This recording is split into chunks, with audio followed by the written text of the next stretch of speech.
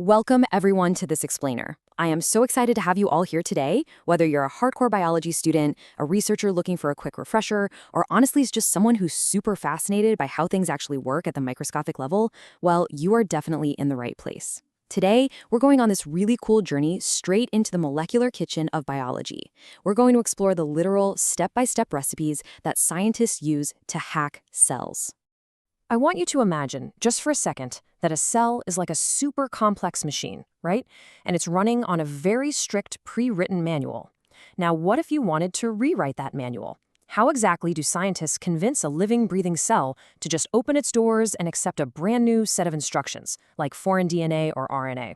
Well, that's exactly the process we're going to master today. Okay, let's dive right into our cellular recipe guide. Here is our agenda for today. First, what is cell transfection? Second, prep work and glowing markers. Third, method 1, gentle jet PRIME. Fourth, method 2, calcium phosphate. And finally, number 5, the final lab review. So, starting with section 1, what is cell transfection? Demystifying the process of hacking cells. Transfection is basically the process of artificially introducing nucleic acids, stuff like plasmid DNA or RNA, into eukaryotic cells. You can think of it as a tiny microscopic delivery system. And you might be wondering, why even do this? Well, researchers absolutely rely on this technique to uncover how diseases work, to test out new therapies, and for drug discovery. And the really amazing part? Sometimes the introduced nucleic acid doesn't just float around randomly inside the cell. It can actually integrate stably right into the host cell's genome, literally replicating right alongside it. It's a total game changer. Moving on to section 2, prep work and glowing markers, setting up our molecular kitchen. Now, as you probably know, timing is literally everything in biology. Notice that 70% right there. For optimal DNA transfection conditions, you want your cells to be exactly 70% confluent. Basically, this means they cover about 70% of your culture dish. And they also need to be a 24-hour fresh culture. If they are too sparse or, too crowded, your cells just won't accept the new instructions. Once your cells are ready to go, you need your materials. This table here is your literal ingredients list if you're using a 6-well plate or a 5-centimeter dish. Notice the absolute precision here. You've got 0.5 micrograms of your DNA of interest, 1 microgram of the PRK5 plasmid vector, and 0.5 micrograms of a very special ingredient, EGFP. And that brings us perfectly to EGFP, or enhanced green fluorescent protein. Guys, this is basically our magic indicator ingredient. It's a protein made up of exactly 238 amino acids, and it acts as a visual marker. Basically, if our cellular recipe works and the cell accepts our delivery, the EGFP will cause the whole cell to glow a bright, brilliant green when we shine blue to ultraviolet light on it.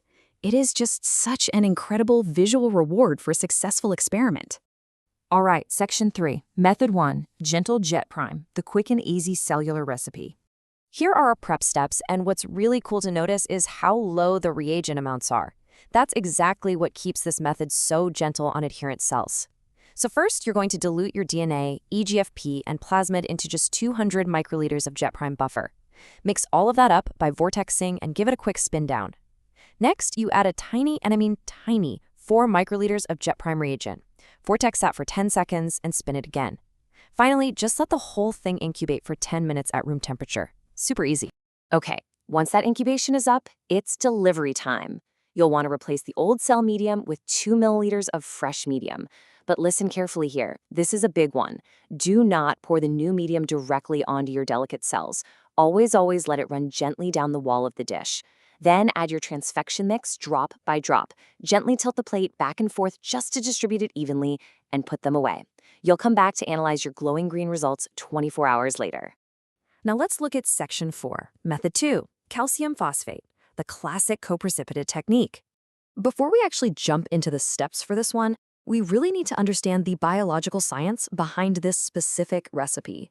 This procedure relies on a very slow mixing of HEPAS-buffered saline, which contains sodium phosphate, with a calcium chloride solution that actually holds your DNA. So this chemical reaction forms a tiny DNA calcium phosphate coprecipitate.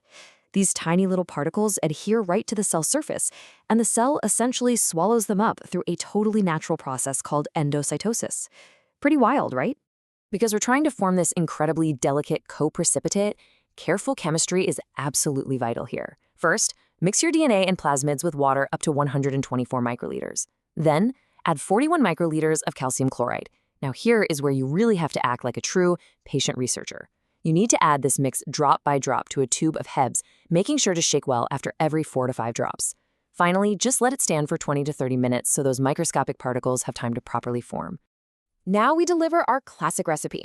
Just like we talked about before, replace with fresh medium by carefully running it down the wall of the dish. Dispense your mix drop by drop, lightly swaying the dish in between just to spread it all out. Now, the really brilliant part of this classic method is the incubation phase, which lasts anywhere between 12 and 24 hours. And it's highly adjustable too. You can actually leave it longer if your cells are expressing the DNA poorly, or pull them out sooner if they start dying from toxicity. All right, that brings us to Section 5, the final lab review, comparing our delivery systems. It is absolutely crucial to understand the differences between these two recipes. That way you know exactly which tool to pull out from your cellular cookbook. So looking at JetPrime, it's super fast to prep, uses very low reagent amounts, and it's exceptionally gentle on the cells while still maintaining really high efficiency. Calcium phosphate, on the flip side, is a little bit more manual. It heavily relies on the meticulous, slow mixing of chemicals to form that coprecipitate, which then gives you that highly adjustable incubation period that researchers so often need to get things just right. It's truly amazing when you step back and realize what we are actually capable of doing at the microscopic level.